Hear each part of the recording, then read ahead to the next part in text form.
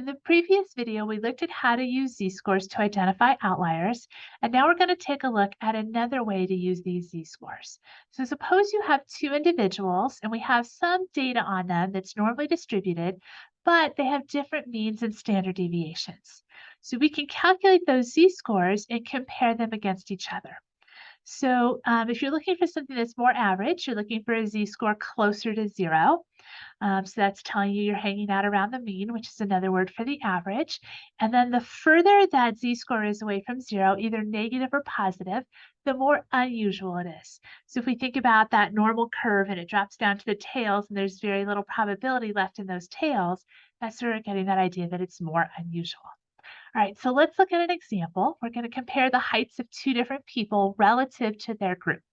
So the first one is the tallest president of the last century. That's Lyndon B. Johnson with a height of 75 inches.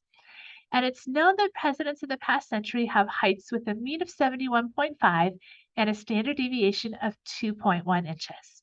So we're going to compare Lyndon B. Johnson's height relative to the president's with Shaquille O'Neal, who had a height of 85 inches and was the tallest player on the Miami Heat basketball team.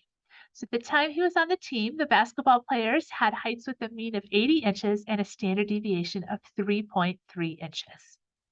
So the question here is, who is relatively taller within their group?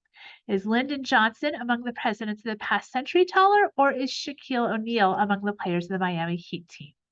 So before I turn you loose to work on this problem, you'll notice one thing's missing from the descriptions here. So nowhere in this problem does it say that things are normally distributed. So remember, that's a thing we have to keep an eye out for when we're using this process of z-scores and other things. And here's why we can do this. Heights are known to be normally distributed. So remember at the beginning, we were looking at those normal distributions and we said there were some biological properties that are known to be normally distributed.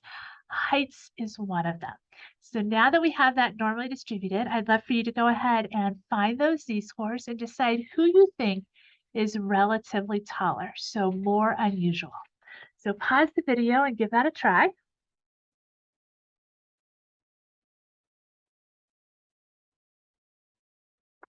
All right, so remember that we put the score of the individual we're interested in first, so we'll use 75.